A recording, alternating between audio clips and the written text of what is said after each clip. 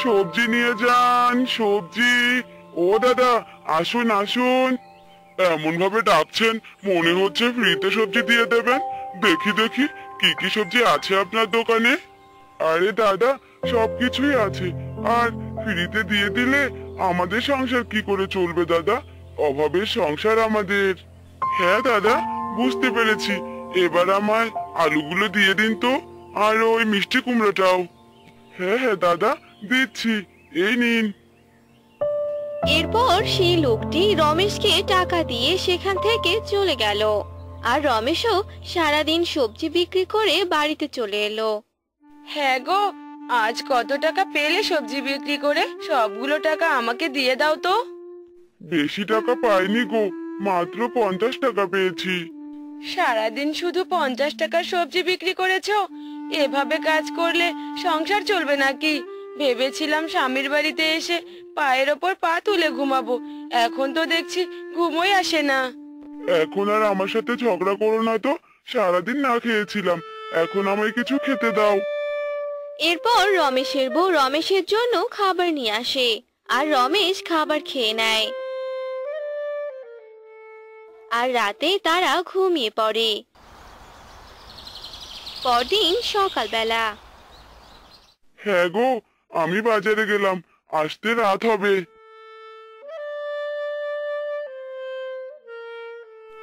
এরপর রমেশ বাজারের দিকে যেতে লাগলো, আর বিমলের সাথে তার দেখা হলো। কি ব্যাপার রমেশ দাদা, তোমার কাজকর্ম কেমন চলছে? সবকিছু ঠিকঠাক আছে তো? হ্যাঁ দাদা, একদম ঠিকঠাক আছে। শুধু কি দোকান দিয়েই থাকবে? তোমার তো একটা পুকুরও আছে, তুমি চাইলে পুকুরেও তো মাছ ছাড়তে পারো। আরে, এটা তো তুমি খুবই ভালো কথা বলেছো। আমার মাথায় তো এ কথা আসেনি। তোমায় অনেক ধন্যবাদ দাদা, আমার অনেক উপকার করলে। তারপর বিমল সেখান থেকে চলে গেল। রমেশও বাড়িতে ফিরে গেল, বাজারে আর গেল না। বাড়িতে গিয়ে রমেশ তার বউকে ডাকতে লাগলো। গিন্নি, ও গিন্নি, কোথায় গেলে?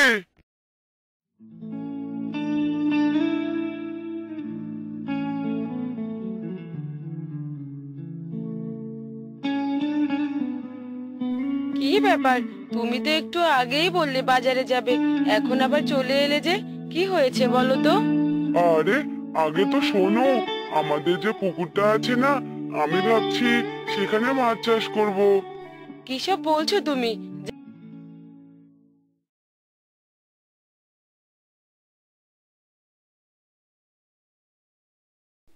এরপর রমেশ মোড়লের বাড়িতে যায়, আর মোড়লকে টাকার কথা খুলে বলে।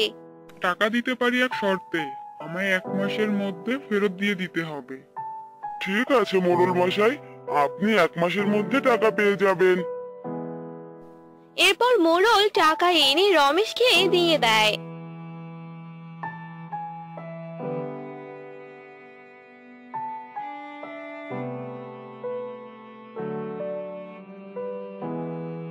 আর রমেশ টাকা নিয়ে বাড়িতে চলে আসে। হ্যাঁ গো, আমি টাকা পেয়ে গেছি। এবার বাজার থেকে কিছু মাছের পোনা নিয়ে আসি। আচ্ছা, যাও তবে।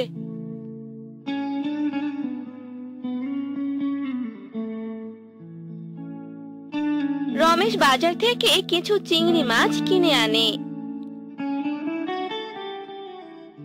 আর সেগুলো পুকুরে ছেড়ে দেয়।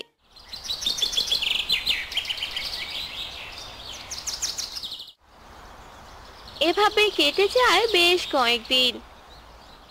একদিন রমেশের বউ পুকুরে আসে মাছদের খাবার দেওয়ার জন্য। আর মাছের খাবার দেওয়ার পর সেগুলো চিংড়ি মাছ ভেসে উঠলো। আরে, এগুলো কি মাছ? সবগুলো দেখতে লাল রঙের। হায় হায়, এসব কি হয়ে গেল? ওগো, কোথায় গেলে? তাড়াতাড়ি এসো।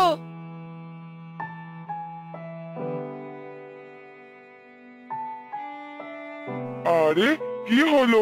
এভাবে ডাকছো কেন? ওই দেখো, মাছগুলো কেমন হয়ে গেছে। মনে হয় মাছগুলোর কোনো রোগ ধরেছে। কি সব বলছো তুমি? জালটা নিয়ে এসো তো, মাছগুলো উঠিয়ে দেখি।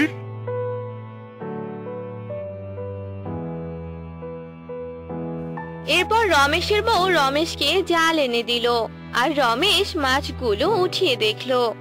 আরে এই মাছগুলো একদম ঠিকঠাক আছে, তাহলে এরকম লাল হয়েছে কি করে? কিছুই যে বুঝতে পারছি না। আমাদের তোমরা মেরো না, মেরো না আমাদের। ওমা, এই চিংড়িটা তো কথা বলছে, এ কি করে সম্ভব? হ্যাঁ, আমি কথা বলতে পারি।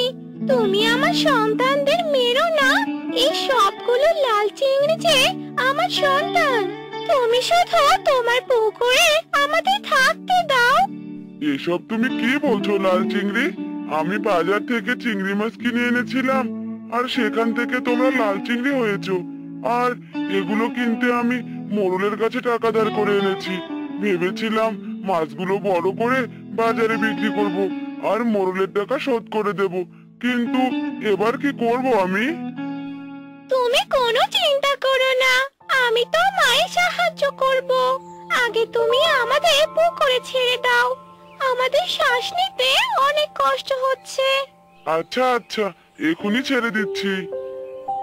এরপর রমেশ সেই সবগুলো মাছকে পুকুরে ছেড়ে দিল। আর তখনই সেখানে থাকা বড় লাল চিংড়ি বলতে লাগলো, তুমি আমার কাছে যা চাইবে আমি তোমায় তাই দেব, কিন্তু তুমি আমার আর আমার সন্তানদের কোনো ক্ষতি করো না। আচ্ছা ঠিক আছে, আমরা তোমার কোনো ক্ষতি করব না, তবে আমায় কিছু টাকা দিয়ে দাও।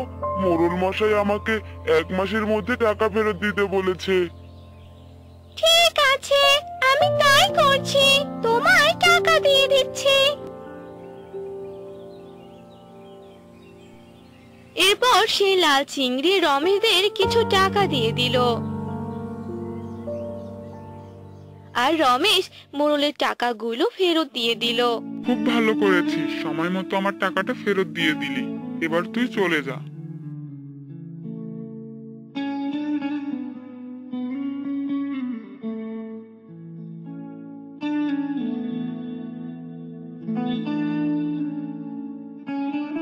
তারপর রমেশ বাড়িতে চলে এলো। এরপর থেকে রমেশ ও তার স্ত্রী যখনই লাল চিংড়ির পুকুরের কাছে এসে কিছু চাইতো তখনই তাই পেত। এভাবে আস্তে আস্তে লাল চিংড়ির সাহায্যে তাদের অভাব দূর হলো।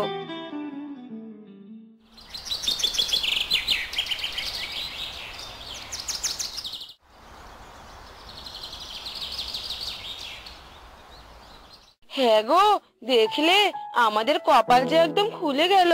হ্যাঁ গো, তুমি একদম ঠিক কথাই বলেছো। অন্যের উপকার করলে নিজেরও উপকার হয়, আর আমরা সব সময় সৎ পথে চলবো। হ্যাঁ গো, সৎ পথে চললে ভগবান আমাদের সাথে থাকবে। এরপর থেকে রমেশ ও তার স্ত্রী নিজের ও গ্রামবাসীদের সাহায্য করতে লাগলো, আর তারা সবাই সুখে শান্তিতে জীবন কাটাতে লাগলো। অন্যদিকে পুকুরের লাল চিংড়িগুলো ভালোভাবে থাকতে লাগলো। লাল চিংড়িগুলো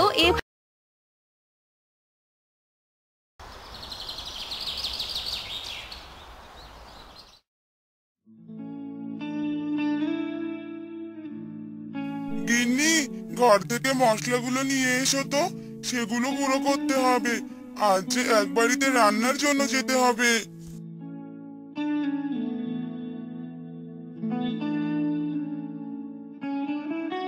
তুমি রান্না করবে ঠিক আছে, কিন্তু তোমায় কেন এই মশলাগুলো দিতে হবে বলো তো? আরে গিন্নি, রান্নার স্বাদ বাড়িয়ে দেয়। হ্যাঁ হ্যাঁ বুঝেছি, তুমি দাঁড়াও, আমি ঘর থেকে মশলাগুলো নিয়ে আসি।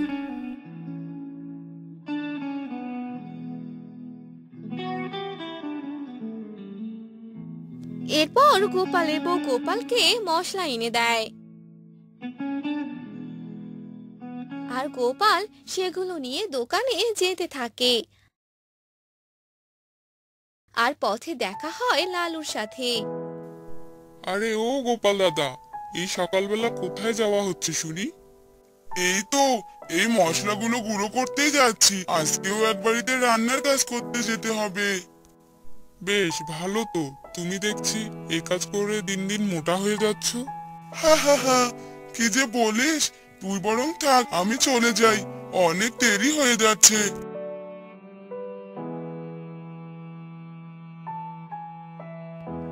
এই বলে গোপাল দোকানে গিয়ে মশলাগুলো গুঁড়ো করে নেয়। এরপর রান্না করার জন্য সে বাড়িতে চলে যায় আর রান্না করতে লাগে। এভাবে গোপালের দিন যেত। একদিন গোপাল কাজ শেষ করে বাড়িতে এলো। হ্যাঁ গো, আজ এত তাড়াতাড়ি চলে এলে যে? তোমার রান্না শেষ হয়ে গেছে?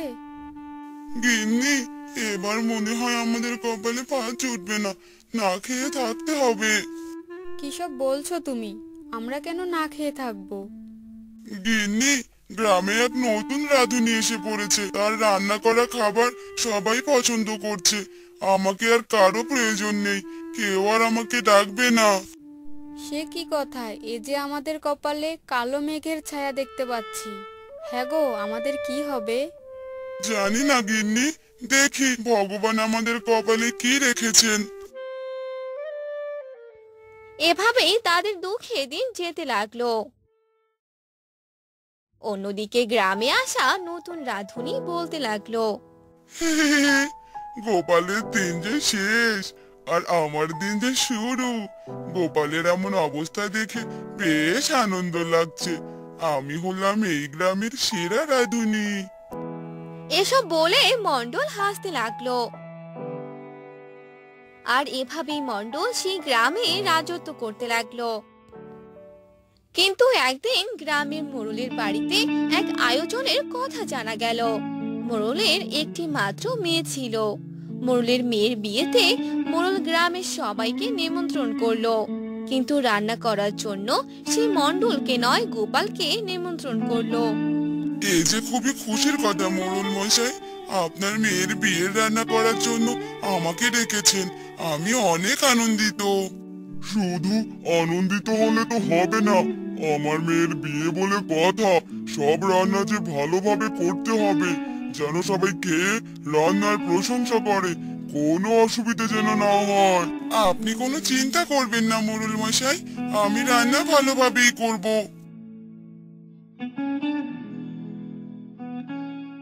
এই বলে গোপাল বাড়িতে চলে এলো আর রান্নার জন্য সব জিনিসপত্র তৈরি করতে লাগলো। সে কি গো, আজ হঠাৎ এগুলো বের করলে যে? কোথায় যাবে? পরশুদিন মোড়ল মশাইয়ের মেয়ের বিয়ে, আর আমাকে সেই বিয়েতে রান্না করতে হবে, এজন্য সবকিছু তৈরি করে নিচ্ছি। এটা তো খুবই ভালো কথা। তুমি ভালো করে খাবারগুলো রান্না করো, যেন সবাই তোমার খাবারের প্রশংসা করে, আর সবখানে রান্নার দায়িত্ব যেন তোমার হয়। হ্যাঁ গিন্নি, তাই করার চেষ্টা করব।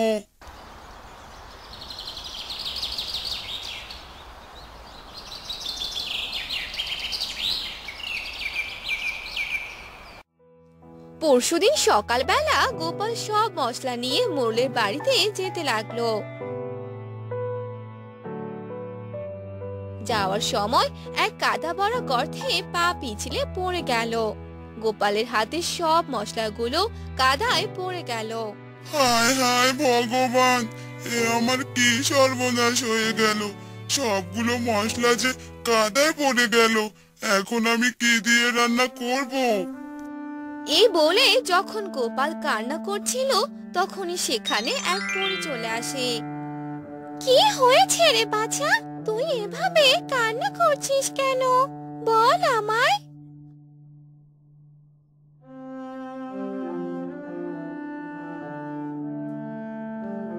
ও, তাহলে এই ব্যাপার। কিন্তু তুই এবার কি রান্না করবি? সেটাই তো ভাবছি পরি, তুমি আমায় একটু সাহায্য করো। এরপর সে পরী তার জাদু শক্তি দ্বারা গোপালকে এক মশলার ঝুড়ি দিয়ে দিল। এই মশলাগুলো নিয়ে যা, এটা দিয়েই তুই রান্না করবি। এরপর গোপাল মোড়লের বাড়িতে চলে গেল আর হাত মুখ ধুয়ে নিল। তারপর রান্না করতে লাগলো। দুপুরবেলা সবাই মোড়লের বাড়িতে নিমন্ত্রণ খেতে এলো। সবাইকে খাবার দেয়া হলো। আহা, এই যে খাবার নয়, এই যে অমৃত। এত সুস্বাদু খাবার যে আমি কখনো খাইনি। সবাই গোপালের খাবারের খুব প্রশংসা করতে লাগলো। এটা দেখে মোড়লও ভারী খুশি হয়ে গেল। আর মোড়ল সবার সামনে ঘোষণা করলো, আজ থেকে আমাদের গ্রামের সকল আয়োজনে গোপাল রান্না করার দায়িত্ব নেবে। এ কথা শুনে তো গোপাল খুশিতে আত্মহারা। এভাবেই সেই দিনটা কেটে গেল। আর গোপাল বাড়িতে চলে এলো। হ্যাঁ গো, তুমি না বললে সবগুলো মশলা কাদায় পড়ে গিয়েছিল? তাহলে রান্না এত ভালো হলো কি করে? সবই জাদুর মশলার জন্যই হয়েছে গিন্নি। জাদুর মশলায়? এ তুমি কোথায় পেলে? এ মশলা যে আমায় এক পরী দিয়েছিল। এরপর গোপাল সব ঘটনা তার বউকে জানিয়ে দিল। এভাবে তাদের দিন খুব ভালোভাবেই যাচ্ছিল। অন্যদিকে মণ্ডল এই জাদুর মশলার কথা জানতে পারলো। আমাকে যে করেই হোক ওই মশলাগুলো চুরি করতে হবে, তাহলে আমিও সুস্বাদু খাবার রান্না করতে পারবো। হা হা হা।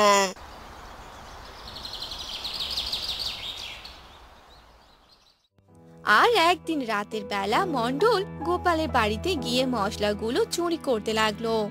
তখনই গোপাল ও তার বউ টের পেল। চোর চোর, এই ধর, চোর চোর। তারা মণ্ডলকে ধরে ফেললো।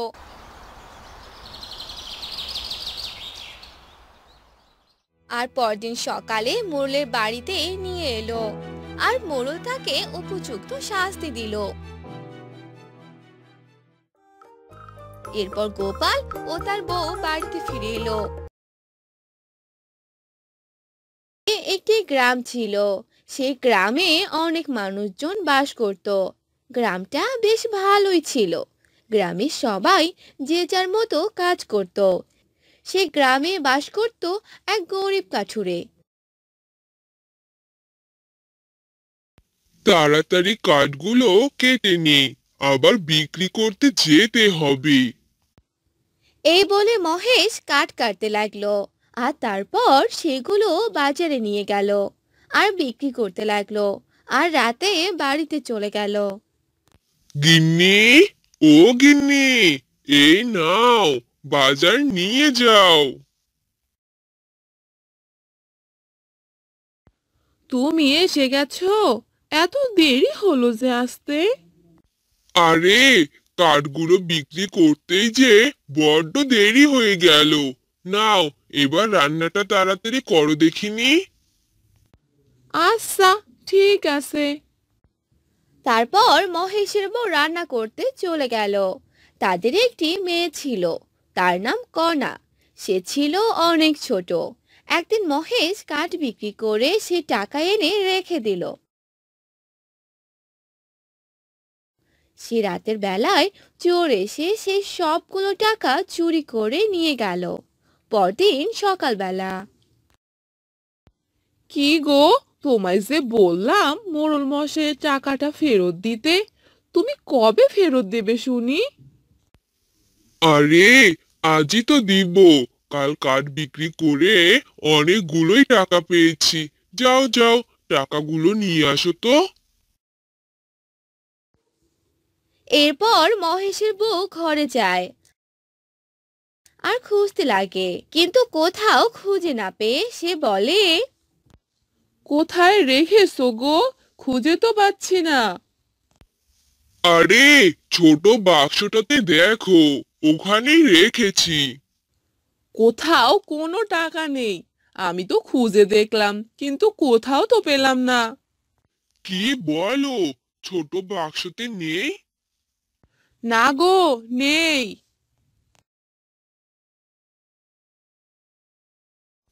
তাহলে নিশ্চয় তোমার মেয়ে নিয়েছে। কণা, কণা, এদিকে আয়। কি হলো বাবা, ডাকছো কেন? তুই কি আমার কোনো টাকা নিয়েছিস বাক্স থেকে? না বাবা, আমি তো কোনো টাকা নেইনি। মিথ্যে বলিস না কণা, সত্যি করে বল, তুই কি টাকা নিয়েছিস? আমি সত্যি বলছি বাবা, আমি টাকা নেইনি। আরে মেয়েটা তো বলছে যে ওই টাকা নেয়নি। যাও এখন কাজে চলে যাও, এ নিয়ে পরে কথা হবে। তারপর মহেশ সেখান থেকে চলে আসে। এভাবে অনেকদিন চলে যায়। আর সেই গ্রামে এক সাধু বাবা আসে। তার সাথে তার এক কর্মচারীও ছিল। সেই সাধু বাবা সেই গ্রামে থাকা এক বটগাছের নিচে আশ্রয় নেয় আর সারা দিনরাত মন্ত্র পড়তে থাকে। একদিন সকালবেলা সাধু বাবা মন্ত্র পড়তে থাকে। তখনই তার পাশ দিয়ে এক মহিলাকে যেতে দেখে। তখনই সাধু বাবাটি বলে ওঠে, এই যে অভাগিনী, এদিকে আয়। আরে সাধু বাবা, আপনি কি আমাকে ডাকছেন? হ্যাঁ রে, তোকেই যে ডাকছি। তোর মতো অভাগিনী আর কে আছে বলতো? তোর যে কোনো সন্তান নেই। আরে সাধু বাবা, আপনি এটা কি করে জানলেন যে আমার কোনো সন্তান নেই? জানি রে, জানি, সব জানি। এই সাধু বাবা কোনো ছোটখাটো সাধু বাবা নয়। আমার এই সাধু বাবা যে সব জানে আর সমাধানও করতে পারে। সমাধান? সত্যি নাকি? তাহলে আমার এই সমাধানটা করে দিন না সাধু বাবা। সাধু বাবা যে কোনো কাজ মানে এমনি এমনি করে না।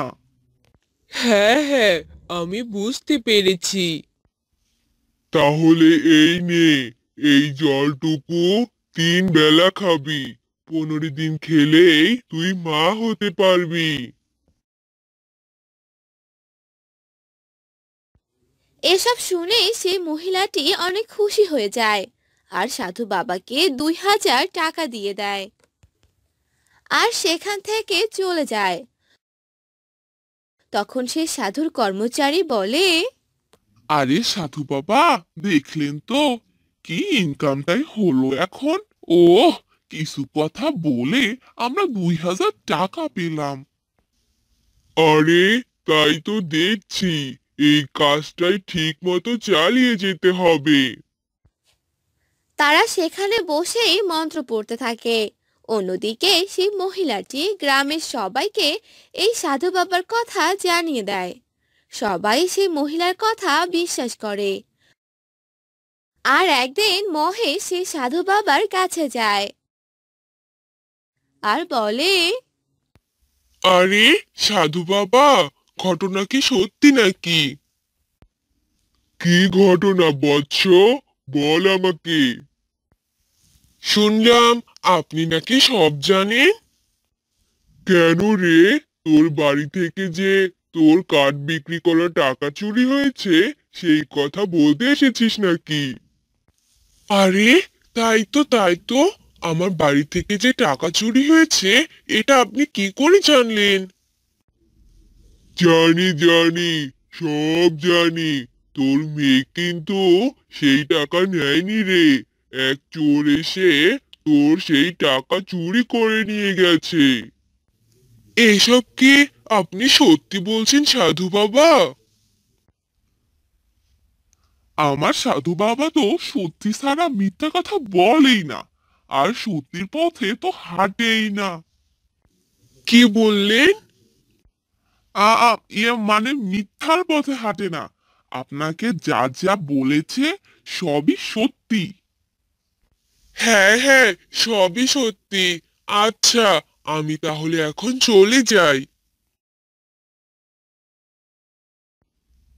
কি রে বৎস, কিছু না দিয়েই চলে যাচ্ছিস যে? ঘোর অমঙ্গল, ঘোর অমঙ্গল। অমঙ্গল মানে? এ কি বলছেন সাধু বাবা? এখন যদি আপনি সাধু বাবার মন খুশি না করে এখান থেকে চলে যান, তাহলে তো আপনার অমঙ্গল হবে। না না, আমি অমঙ্গল চাই না।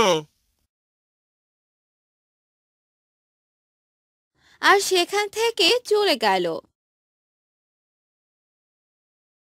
এভাবেই অনেক দিন চলে গেল। আরে সাধু বাবা, আমাদের তো এবার অনেক লাভ হলো। টাকাই টাকা, এই ব্যবসাটা দারুণ চলছে।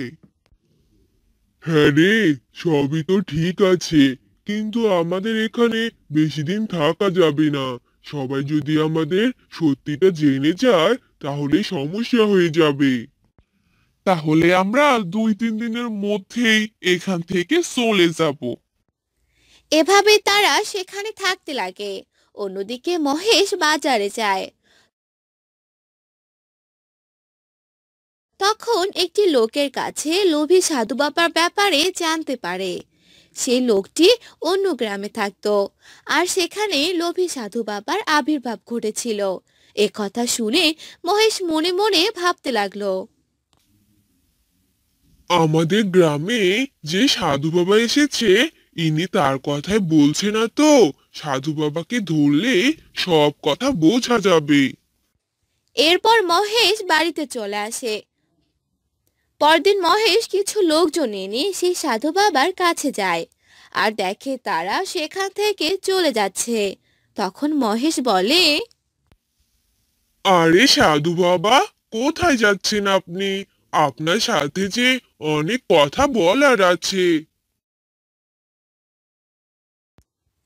সেই সাধু মহেশের কাছে আসে। তখন মহেশ আর কিছু লোকজন মিলে সেই সাধু বাবা আর তার কর্মচারীকে বেঁধে রাখে। আরে, একে একে এসব তোরা কি করছিস? আমাকে বেঁধে রেখেছিস কেন? কি হয়েছে? তোদের অমঙ্গল হবে অনেক। হ্যাঁ, কি অমঙ্গল হবে সেটা আমিও দেখবো এবার। তাই সব কথা খুলে বল। তাই সব কথা খুলে বল, তাহলে অনেক মার খাবি। না না, মেরো না আমাকে, মেরো না। বলছি বলছি সব কথা। আসলে আমি যে গ্রামে যাই সেই গ্রামে সবকিছু আগে থেকেই শুনিনি। কার কি হয়েছিল, কি হয়নি। সেই গ্রামে গিয়ে সবাইকে কথা বলি। সবাই আমার কথা বিশ্বাস করে নেয়, আর এতে আমি অনেক টাকা পাই। ও, তাহলে তুই এক লোভী সাধু বাবা। এই মার বেটাকে, আমাদের সবার টাকা নিয়েছে এই লোভী। তারপর সবাই সেই লোভী সাধু বাবাকে গ্রাম থেকে তাড়িয়ে দেয়। আর তারপর থেকে তারা সুখে শান্তিতে থাকতে লাগে।